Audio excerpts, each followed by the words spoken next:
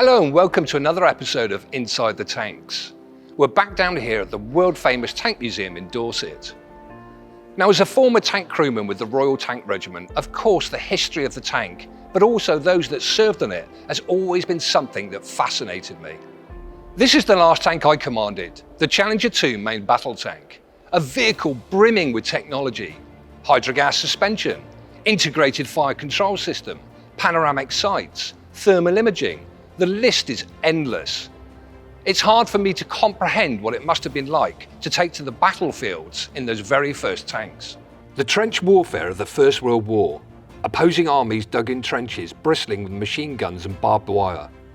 Any advance, if even possible, was done so at great cost in terms of casualties. Something new was needed to crack these deeply echeloned defences. That something was the tank. This is the British Mark I. The first ever tank to see action at the Battle of the Somme on the 15th of September 1916.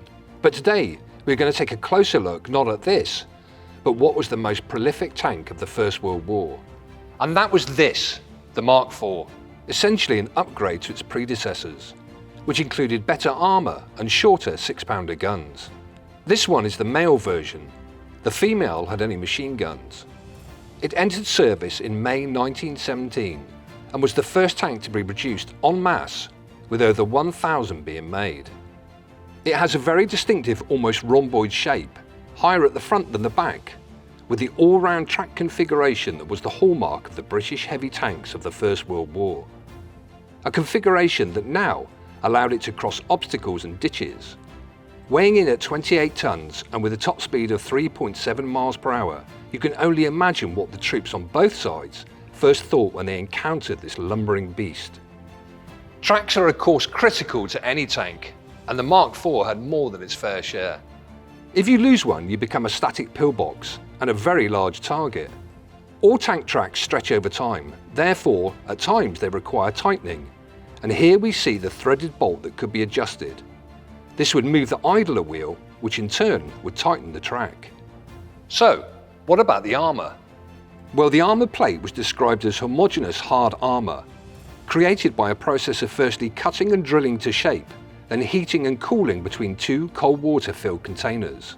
These final sheets came in 3 different thicknesses, 6, 8 and 12 millimeters, with the 12 millimeter primarily used to protect the crew areas, the 8 millimeter to protect the mechanical parts, and the 6 millimeter to protect the steel track plates.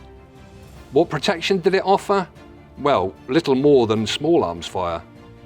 At the front we've got a towing eye and a ball mount for one of our 3 Lewis machine guns. On the left, as I look, we can see the driver's vision port, and on the right the commander's vision port, neither giving much of a field of view. On top we have a mock-up of what is called a fascine, a bundle of wood tied together. This would get dropped into a deliberately widened trench, and the tank could then drive across it. It was a risky business. The tank would approach, stop tilting forwards, and using a lever inside the cab, the chain holding the fascine would be released. Used even today by the modern military, but built out of plastic drainpipe. On the sides we have the Sponsons. It's a similar but not exactly the same configuration on the other side of the tank. These can be pushed in for transport by rail. Mounting a 6-pounder and a Lewis machine gun in a ball mount, each gun has a rudimentary vision slit. The Lewis machine gun was a somewhat controversial choice of MG for the Mark IV, due mainly to the vulnerability of the outer cover, coupled with the fact that it was prone to overheating after prolonged use. It had a maximum range of around 1,900 yards, and a rate of fire of 600 rounds per minute, although as the magazine only held 47 rounds, this statement is somewhat deceiving. The male Mark IV held 5,640 rounds in 120 magazines. At the rear we have the fuel tank. It's got a capacity of 70 gallons, which gives the tank a range of around 35 miles if on flat terrain, considerably less if not. You see many images of jerry cans of extra fuel being carried on the roof, a dangerous manoeuvre if under artillery fire or being shot at. Before we go inside, if you've enjoyed the content so far, please hit the like and subscribe button. So here we are now inside, and as you can see, it's quite a large space. However, 8 crewmen were required for the Mark IV. 2 of these were known as the gearsmen. As the name suggests, their job was actually just to select the gears, 2 forward and 1 reverse gear for the Mark IV. At times, it required an incredible 4 people to just drive and steer the tank. We have a loader and a gunner on each side, and we have a commander and a driver at the front. Taking centre stage is the 105 horsepower Daimler engine and the transmission assembly. You may think that Daimler sounds very German. In fact, it was an independent British company founded in 1891 that was authorised to use the Daimler patents. It is a water-cooled petrol engine. Regular maintenance was critical. In fact, official publications stated that they were meant to strip and clean all filters and sumps on a daily basis. It's hard to imagine what it must have been like for the crew working inside this environment. At the moment, the whole of the inside is bathed in artificial light. Add to the darkness the incredible heat from the exhaust. There were temperatures recorded of up to 120 degrees Fahrenheit. And then, of course, ventilation. There really wasn't much. All you used to get was the ventilation when the ports at the front were actually opened. And there are reports dated from 1918 that say that a lot of the crew used to suffer from carbon monoxide poisoning. I think it's fair to say it was not a pleasant environment. Here between the engine and the differential housing is the starting handle. It took 4 people just to start the vehicle. We already mentioned the 6-pounders in the Sponsons. Now let's take a closer look. It is a single tube rifled weapon with a vertical block sliding breech mechanism of around 57mm caliber. You may be forgiven for thinking that the sponsons and their configuration on either side are identical. In fact, as I mentioned earlier, they are not. There are subtle differences. Although both guns have an arc of fire of 100 degrees, it was only the starboard gun that could fire dead ahead. What was the penetration capability? Well, it stated that it could penetrate 30mm of plate at 500 yards. All around the interior we find ammunition stowage, both for the main armament and the machine guns.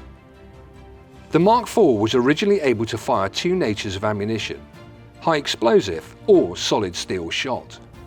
The latter the closest thing to armour piercing of the day. Later on, we saw another round introduced, which was an anti-personnel round. What about sighting? Well, the gunner would be on the left and the loader would be on the right. And sighting was through this brass telescope you can see at the top there.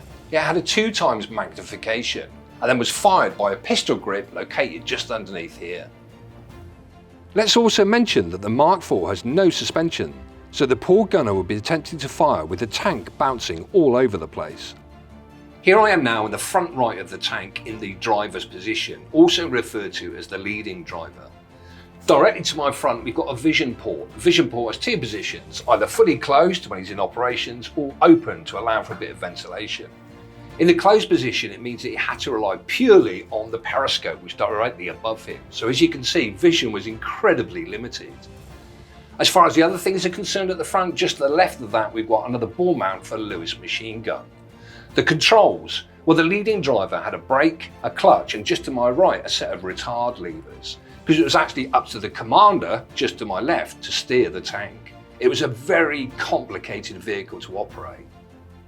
All around the tank there are a number of pistol ports where the crew could use their small arms. An interesting one is located directly at the front between the commander and the driver, and it actually points downwards. The idea of this pistol port was, if the tank was going over a trench, they could actually fire through it into the trench. To move the tank, 4 crewmen are involved, even the commander. So if we wanted to turn left or right, the first thing we had to do was get the attention of those gearsmen at the back. This was done either by shouting or bashing on the metalwork and then using hand signals. The driver then depresses the clutch and the commander moves the differential here. This in essence then disengages the engine from turning the track on one side. So one of the tracks stops and the other is still running. Therefore, we go either left or right. Put it this way, there was no such thing as a quick turn. It's hard to imagine the conditions inside here for the crew. The noise, the darkness, the lack of ventilation. The smell.